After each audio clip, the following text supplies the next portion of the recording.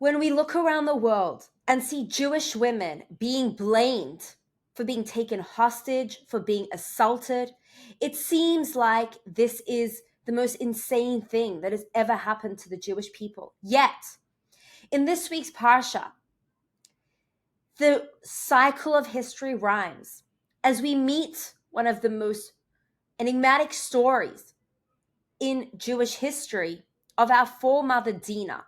Dina, the daughter of Leah, who was taken hostage and assaulted by Shechem.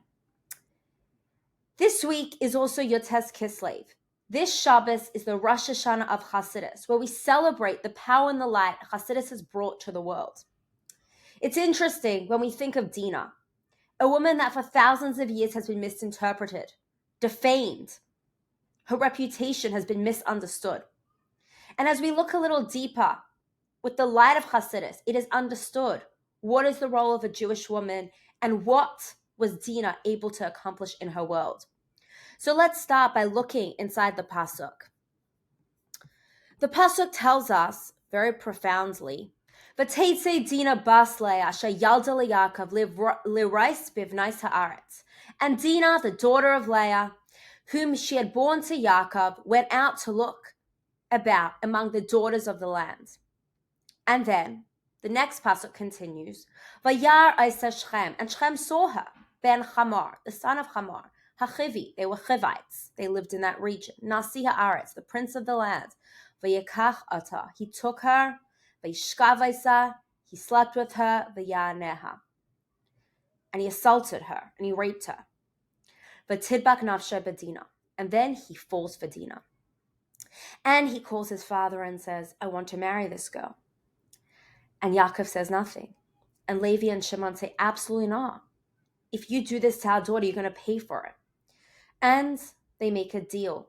The deal was that the entire city of Shechem would have to convert to Judaism and have a bris. 3 days later, Levi and Shimon go to the city of Shechem, kill all the men, and take all the women and children, making a point that you cannot mess with our sister through kidnapping her, through assaulting her. Yet, when we open up the first Rashi in this parak, it seems as though Rashi is placing some sort of blame on Dina. The question is asked, why is Dina characterized as Bas Leah, the daughter of Leah? The Arizal explains that this is because Leah was the one that prayed for a daughter. Why did she pray for a daughter? She knew that there was going to be 12 tribes, and she wanted her younger sister Rachel to have the same amount of children as the maidservants. And she knew that if she had a seventh son, then Rachel would only have one child. And thus this was the daughter of Leah. This was the daughter of Leah's doing. But Rashi says something very interesting. For Leah bas Yaakov, why wasn't she called the daughter of Yaakov? Ella al shem Yitziasai, because she went out. Nikras bas Leah, she's called the daughter of Leah. Why? She'av hi yatzanes haisa. Just like Leah was a yatzanes, shenemar bateitze Leah lekrasai, as it says that Leah went out towards him. Now, in modern Hebrew, the word yatzaneh is characterized as a prostitute. And in some ways, the story of Dina seems like a repercussion. Women go out. The pasuk says, V'teitze Dina bas Leah. And the next pasuk says, Vayaras Shechem. This is what happens when women go out gallivanting on the streets. And in some ways, Dina was characterized as such for so many years. The word yatzanes has been misunderstood, misinterpreted, thinking, okay, yatzanes literally means prostitute, so she was just like her mother.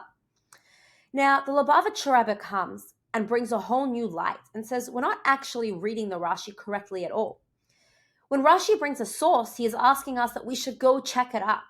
What is this pasuk that Rashi brings? V'teitze Leah lekrasai, and Leah went out towards him. When did Leah go out towards Yaakov? In order to understand this, we need to go back to last week's parsha. In last week's parsha, we have a story of Leah and Rachel. Leah's oldest son, Reuven, comes from the field with these dudayim, these fertilizing, they were very good for fertility. these flowers that were good for fertility, from the word dodayim, daidi, love, these very special plants. And Rachel was barren, and she says to Leah, please give me some of these dodayim, some of these flowers that your son have given us, has brought for you. And Leah says, what do you mean? You want to take my child? You want to take my flowers? You want to take my husband? You want to take my flowers? So Rachel says, okay, we'll do a deal. Tonight, you take Yaakov, and I will give you the flowers, and you give me the flowers as an exchange, and Yaakov will come to your tent. So it was that evening when Yaakov comes from the field, and the pasuk says, "Vayava Yaakov min hasadeh," and Yaakov comes from the field, v'teitze Leah lekrasai, and Leah goes out towards him. Then the pasuk continues and tells us, "Vayishma Elokim es Leah," and Hashem heard Leah, v'tar v'teled leYaakov ben Chameshi, and gave her the fifth child, which is Yisachar. Now, if you think about it, what did Hashem hear? Rashi says, "Shahaisa misave umachazeres laharba shvatim," that Leah was determined to create and build a Jewish nation. We see that whilst in the previous context with Dina, Batetze Dina went out, and the next pasuk, immediate that follows, Shechem comes and abducts her.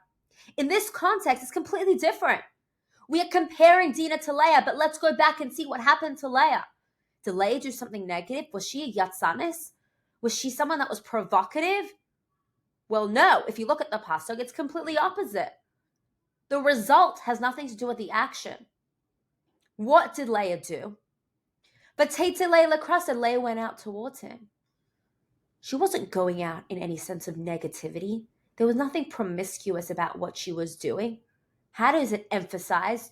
The fact that she had a beautiful child, Yisachar, that beautiful child, Yisachar, was a reward, was part of her mission, part of her pure intentions to build Jewish life. The fact that we are all here today is because of these women's determination to create a beautiful, long-lasting family, a family founded on monotheistic visions. So let's go back. If Dina is Bas Leah, and we're comparing Dina to Leah, it must be that Dina had the powerful energy that Leah had. Just because as a result of Dina going out, she was abducted, doesn't mean Dina did anything wrong. Dina shouldn't be to blame. What did Dina do? She had the power and the energy of her mother. If we're comparing that story to Leah, let's go back and see what happened to Leah. Let's see that Leah, when she went out, she was rewarded. There was positivity that came out of her going out. Her going out was one of purity. So there must be that Dina did something that was pure and powerful, and the repercussions had nothing to do with the actions itself. In order to emphasize this, we can go back to this week's parsha, go forward, to this week's parsha, where we discuss, where we explore what happened to Dina when Yaakov comes to meet his brother Esav. In the beginning of this week's parsha, after 22 years, the two brothers are reunited. Yaakov is worried. Yaakov is scared. Yaakov prepares everything that got to be done because Esav, the reason why Yaakov ran away in the first place is because Esav really stood up and said, I'm going to kill my brother for stealing my brachas. And so they meet up. And when they meet up, there's something that happens over here. They meet up.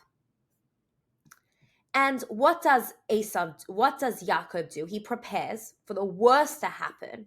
Vayakam balayla, and he got up and he basically took his wives and his maidservants and 11 children, and he crossed over to the space where he was going to meet Esav. Rashi asked a question, 11 children? At this point, Binyamin is not born. But Yaakov doesn't have 11 children. He has 12 children. The Dina hechan haisa. Where was Dina? What did Yaakov do?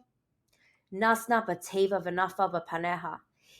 What did he do?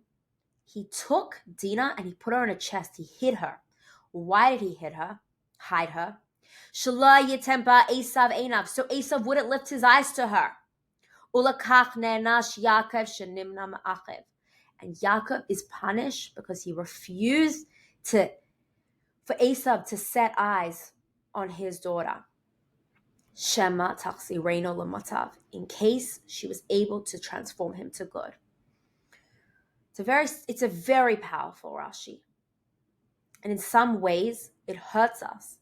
Yaakov was punished that Dina was later assaulted by Shechem.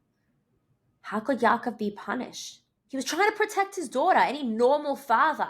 He knew his brother better than anyone else. He knew his brother wasn't a good guy.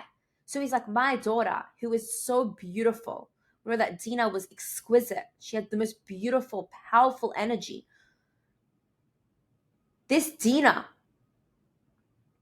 he was going to, why would he want his cruel brother, Esau, to even set eyes on her? What if he took her? What if he wanted to marry her? He was trying to protect her. But Rashi says that was his biggest mistake. Because Dina had transformative energy. Dina, like Leah, had energy to change lives, to transform people. It says that Leah was really in her soul. She had that transformative energy that she was in a way destined to marry Esau. And she said, no, I don't want to marry Esau. Just because I can transform him doesn't mean I want to. And thus she always cried. She was so worried that she would have to have that role in order to transform. But it didn't mean she didn't have that ability, didn't have that power. And Dina had that power as well. She was a powerful Jewish woman that was able to change people's lives and transform people. And what did Yaakov do? Yaakov put her in a box. He quashed her power. How often do we do that with the people around us? They come forward with plans and ideas. They want to change the world. They want to do great things. Instead of supporting them, we put them in a box. We put ourselves in a box. We don't let ourselves shine. We don't let other people shine. We try to put them down. We try to tell them all the reasons why it's not going to work out. We try to tell ourselves all the reasons why it's not going to work out. We put ourselves and others in a box. And that's why Yaakov was punished.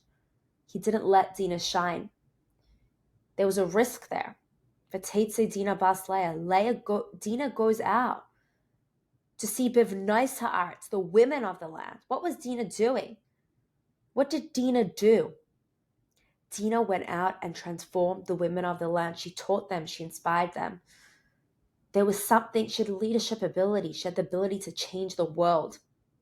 Like her mother had the ability to change the world. Like her mother that had the vision to build Jewish life, to build a future, to transform the world.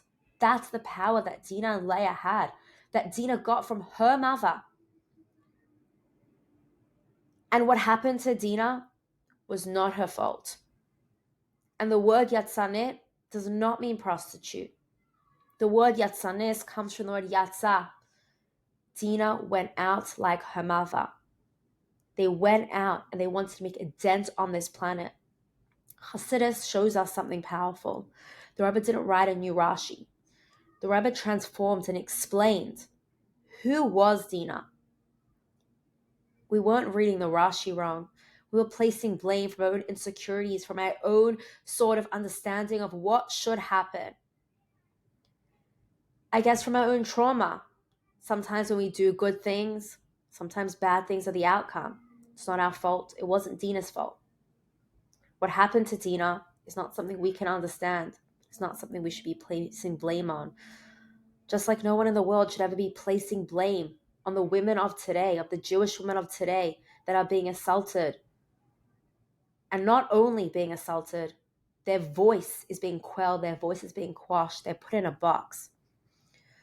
Us Jewish women, we have the power to transform the world. These are our foremothers. These are the people we come from. And through that, it is b'schut nashim tzidkanias negalu avaseinu mitzrayim. It's because of the powerful Jewish women that our foreparents came out of Egypt. So will be because of the Jewish women today, because of the power and the energy that we have, the power that no one in the world can really understand. And they try to put us in a box. We will shine. We will get out of this terrible darkness. And through that, have the ultimate redemption. Am Yisrael Chai, wishing you a beautiful Shabbos.